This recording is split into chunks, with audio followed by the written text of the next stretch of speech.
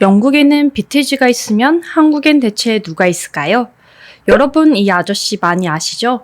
젊은 친구들은 김창완을 좋은 이야기 많이 해주시는 분, 연기하시는 분, 라디오 DJ로 많이 알고 있을 텐데요. 알고 보면 김창완은 대한민국 대중가요에 큰 한 획을 그은 없어서는 안 되는 분이라는 걸 알고 있었나요? 7080 세대에선 김창완 하면 가수 산울림을 먼저 떠올릴 텐데요. 그 시절을 보낸 사람들은 산울림을 모르는 사람은 아무도 없을 정도로 그 위상은 어마어마했죠. 오늘은 한국의 비틀즈, 천재 삼형제 산울림에 대해서 알려드리겠습니다. 아니 산울림이 그렇게 대단해? 감히 비틀즈랑 견줄만 하다고? 라고 생각이 들 수 있습니다. 하지만 오늘 이 영상을 끝까지 보신다면 다들 끄덕끄덕 하실 겁니다. 김하선의 스타 반열에 오르게 한 주인공도 산울림 멤버 중에 한 분인데요. 뒤에 공개되니 끝까지 시청해주시고 좋아요와 구독 부탁드릴게요. 산울림은 삼형제로 구성된 밴드입니다. 첫째 김청한, 둘째 김창훈, 셋째 김창익으로 이루어졌는데요. 삼형제는 공부도 잘했습니다. 김창한 서울대, 김창훈 서울대, 김창익 고려대를 졸업했죠. 처음부터 삼형제는 가수가 될 생각은 없었습니다. 단순히 취미로 시작했죠. 어릴 적 방에 계란판에 붙여서 셀프 방음실을 만들었고 김창한이 500원짜리 저렴한 기타를 집에 들고 와서 독학을 하며 작곡을 하게 되면서 세 형제가 밴드 연주를 하게 되었죠. 1977년에 MBC 대학가요제가 처음으로 개최되어 삼형제는 무이라는 이름의 밴드로 대학가요제에 참가했습니다. 당시 둘째 김창훈은 샌드페블즈 멤버였는데 삼형제의 무이 멤버로 들어왔죠. 샌드페블즈가 참가곡이 없다고 해서 김창훈이 자신이 쓴 자작곡 나 어떻게를 샌드페블즈에게 주었고 샌드페블즈는 김창훈에게 받은 곡 나 어떻게로 예선에 나갔죠. 대학가요 예선에서 삼형제의 무이는 문 좀 열어줘로 1위, 샌드페블즈는 나 어떻게로 2위를 기록했는데 김창완이 대학을 졸업한 지 2년 된 시점이라 재학생만 참가할 수 있는 규정에 걸려서 결국 무이는 탈락하고 제1회 MBC 대학가요제의 대상은 샌드페블즈가 타게 되었습니다. 비록 규정에 걸려 탈락했지만 1, 2위 곡이 사실 전부 삼형제의 자작곡이었던 거죠. 그 후 삼형제는 이제 사회생활을 할 나이가 되었기에 지금까지 해왔던 음악을 마지막으로 기념하는 의미에서 서라벌 레코드에 직접 방문해 데모 테이프를 주고 녹음을 하고 싶다고 했죠. 그 당시 녹음하려면 비용이 200에서 300만 원이 드는데 어떻게든 자비로 해결하려고 했으나 삼형제의 데모 테이프를 들은 서라벌 레코드는 깜짝 놀라며 그냥 무료로 녹음을 해준다고 했죠. 그렇게 삼형제는 계약서고 뭐고 그냥 바로 레코딩 날짜를 잡았다고 합니다. 하지만 김창완은 취준생으로 은행 입사 시험 날짜와 레코딩 날짜가 겹치는 불상사가 생겼죠. 김창완은 레코딩은 평생에 한 번 있을 것 같아서 은행 시험을 포기하고 서라벌 레코드로 가서 녹음을 했죠. 이 단 한 번의 선택이 바로 역사적인 산울림을 탄생시킨 거였습니다. 그때 김창완이 은행 면접을 갔으면 산울림이라는 가수는 탄생하지 않았겠죠? 그 이후 발매된 1집이 대박이 터졌습니다. 첫 녹음을 할 때 둘째 김창훈의 베이스는 저렴한 국산 제품이었고 김창완은 중고 기타라 다른 사람에게 악기를 빌려 녹음을 했죠. 1집을 잘 들어보면 몇몇 곡이 박자가 맞지 않거나 연주에 실수가 있는 걸 알 수 있는데 이때 당시 서라벌 레코드가 녹음하는데 시간당 돈이 많이 든다고 겁을 줘서 삼형제는 녹음을 빨리 맞춰야 한다는 압박감이 컸다고 합니다. 그렇게 녹음은 하루 만에 끝나버렸죠.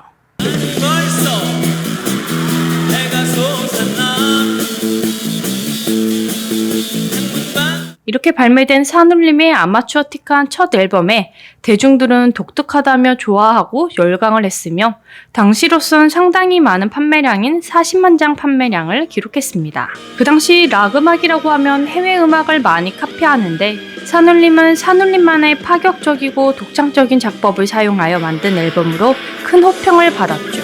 그 특유의 다듬어지지 않는 아마추어틱한 연주와 음질 때문에 한국식 게러지 락의 탄생으로 여겨지기도 하며 1975년 대마초 파동 이후 조용필, 신중현 등 쟁쟁한 가수들이 구속되었죠. 그렇게 황폐화된 한국 락 음악계의 산울림의 앨범은 기둥이 되었습니다. 오늘날에는 1집이 한국 최고의 락 음악 앨범 중 하나이자 한국 대중음악 역사상 최고의 명반 중 하나로 평가받습니다.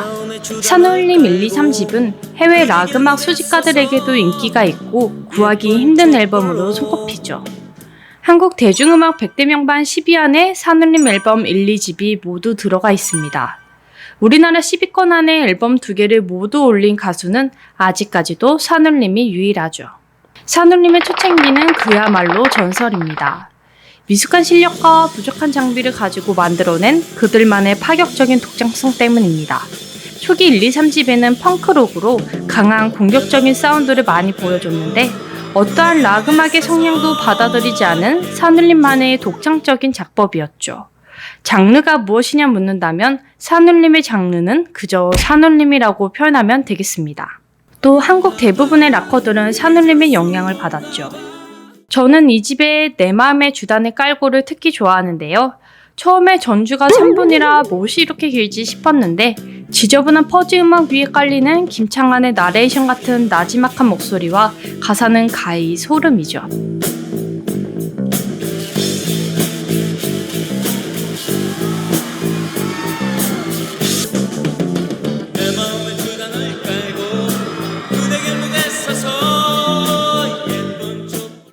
이게 노래인가 예술인가 라는 생각이 듭니다.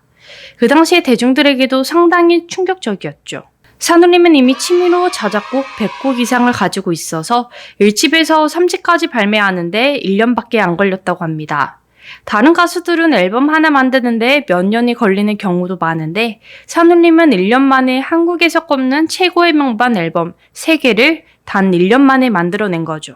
산울림 앨범 커버도 특이한데 커버에 있는 어린애가 그린 것 같은 그림은 원래 정말로 어린애들에게 맡기려고 했으나 만족할 만한 그림이 나오지 않자 김창완이 직접 왼손으로 그렸다고 합니다. 이후 13집까지 김창완이 앨범 커버도 직접 다 그렸죠.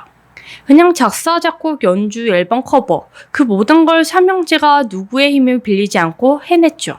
사실 삼형제의 부모님은 금실이 좋지 않았다고 합니다. 아버지는 너무 엄하고 무서워서 아버지가 퇴근할 무렵이면 집안 가득 무거운 침묵이 들이오곤 했죠. 그 무서운 아버지의 이미지로부터 달아나려는 마음이 어린 시절 김창완을 공상하고 자신만의 공간으로 상상 속으로 도망치게 만들었다고 합니다. 중학생 때는 하굣길에 사람들에게 할아버지 왜 사세요? 아주머니 왜 사세요? 누나 왜 사세요? 라고 물어봤다고 합니다. 어린 시절부터 김창완은 인생의 의미를 생각하는 공상가였죠. 또 김창완은 동네에서 같이 뛰어놀던 친구들이 2살 위였는데 이 친구들이 초등학교를 입학하자 무작정 따라가서 수업을 듣다가 그대로 6살에 입학을 하게 되었고 그렇게 대학까지 갔습니다. 남들보다 2살이나 어린데도 불구하고 서울대까지 갔는데 정말 머리가 좋았던 거죠. 다시 본론으로 돌아와서 산울림은 1, 2, 3집을 발매하고 난 후 김창완을 제외한 2 형제는 군대를 가게 되었습니다. 그래서 6집까지는 김창완 혼자 솔로 체제로 산울림을 이끌어 나갔죠. 김창완은 이 시기에 다양한 장르를 시도했습니다.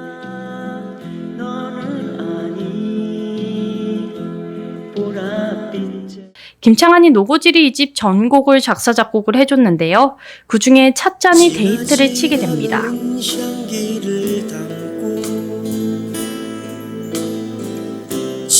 김창완은 찻잔을 본인 버전으로 6집 앨범에 넣었죠. TMI를 하자면 제가 가장 좋아하는 노래가 찻잔입니다. 가사가 마치 시 같죠. 한동안 우리나라에서 가장 긴 제목 타이틀을 가지고 있었던 창문 너머 어렴풋이 옛 생각이 나겠지요도 큰 인기를 끌었습니다. 삼형제의 둘째, 셋째가 전역하고 나서 드디어 산울림 완전체로 앨범을 내기 시작했습니다. 기존의 락과는 좀 다른 장르였습니다. 나이가 들어가다 보니 점점 음악이 부드러워지면서 발라드로 향하게 되었죠. 7집과 8집 때 산울림의 인기가 절정이었습니다. 청춘, 독배, 내게 사랑은 너무 써, 회상, 너의 의미 등 정말 무수히 많은 명곡들이 나왔습니다. 시간이 많이 흘렀지만 지금 젊은 친구들도 많이 알고 있을 정도로 유명하죠. 드라마 OST, 많은 후배들의 리메이크로 지금까지도 산울림의 음악은 흘러나옵니다. 80년대 초반의 한국 대중가요는 산울림이 이끌었다고 해도 과언이 아니죠. 그러나 평론가들은 다른 앨범에 비해 상업적이라며 평가를 박하게 줬습니다. 하지만 상업적이라는 건 누구나 다 좋아할 수 있는 대중적인 인기를 의미하는 거라서 산울림 찐팬인 저는 크게 신경 안 씁니다. 다들 그렇지 않나요? 노래 청춘은 인기 드라마 응답하라 1988의 대표 OST로 쓰이면서 전 연령층이 대부분 알고 있는데요. 이 노래가 쓰여진 에피소드도 정말 재밌습니다. 김창완은 나이 30살의 아들이 돌잔치를 했습니다. 그러다 불현듯 내 청춘도 가구나 라는 생각이 들어 빈방에 기타를 들고 가서 30분 만에 쓴 노래가 바로 이 청춘입니다.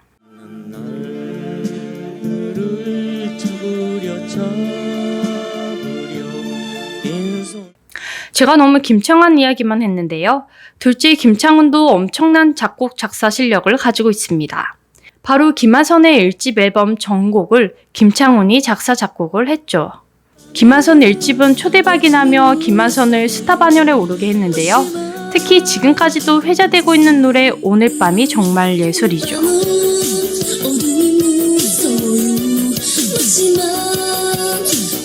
또한 산울림은 동료집도 냈는데요.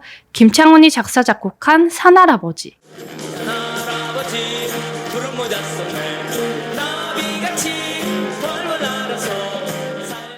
김창완이 작사 작곡한 개구장이는 지금의 어린 친구들도 다 알고 있는 유명한 동요죠. 심지어 산할아버지는 초등학교 교과서에도 실려 있습니다. 산울림의 음악적 장르 스펙트럼이 굉장히 넓다는 거죠. 어린아이부터 지금의 7080 세대를 모두 아우르는 가수는 산울림이 유일합니다. 그러나 점점 나이가 들어가고 더 이상 취업을 미루면 안 된다는 생각에 둘째 김창훈, 셋째 김창익이 취업을 하러 떠났습니다. 안녕히 계세요, 여러분. 여기서 잠깐, 그렇게 인기가 많았는데 왜 취업을 하러 떠났냐고요? 산울림은 음악방송에 몇 번 나왔을 뿐 상업적인 방송 출연, CF를 찍지 않은 것으로 유명합니다. 그들만의 철학이었죠. 그래서 그 시절 산울림 영상을 구하는 건 하늘의 별 따기입니다. 정말 음악에만 몰두한 삼형제입니다. 지금까지도 앨범 판매량이 정확히 얼마인지도 모른다고 하죠. 그렇게 둘째 김창훈, 셋째 김창익은 취업을 하러 떠났습니다. 김창완도 연기를 하며 다양한 장르에 도전을 했죠. 연기도 굉장히 잘합니다. 푸근한 아버지 역할, 사이코패스 역할 전부 다 잘하죠. 그러다가 데뷔 30주년 공연 후 다시 재결성하여 14집을 준비하던 중 2008년 막내 김창익이 캐나다 밴쿠버에서 지게차 사고로 인해 사망하면서 공식 해체했습니다. 삼형제 완전체가 아니면 더 이상 산울림의 의미가 없다고 생각한 거죠. 김창완은 사랑하는 동생 김창익이 죽었을 당시 사지가 절단되는 아픔이었다고 표현할 정도로 많이 힘들어했습니다. 그렇게 해체한 산울림은 현재는 김창완은 김창완 밴드, 김창훈은 김창훈과 블랙스톤즈를 만들어 각자 활동을 하고 있습니다. 그리고 산울림은 후배 양성에도 힘을 썼습니다. 바로 김광석이 1집 멤버로 참여하기도 했던 밴드, 동물원이죠. 또한 장기하와 얼굴들은 산울림의 영향을 받아 가수를 시작했다고 합니다. 지금도 많은 후배 가수들의 존경을 받고 있죠. 어떤 분들은 산울림에 대해 가창력이 부족하다고 비판하시는 분들이 있습니다. 그러나 제가 생각하는 가수란 아무리 노래를 잘 불러도 듣는 사람이 감동을 하지 못한다면 그건 진정한 가수가 아니라고 생각합니다. 그 시절을 살았던 사람들, 그리고 지금도 많은 사람들이 산울림의 노래를 들으며 감동을 받고 눈물을 흘리죠. 이것이야말로 진정한 가수이자 아티스트 아닐까요? 지금까지 한국의 최고의 아티스트, 산울림을 소개했습니다.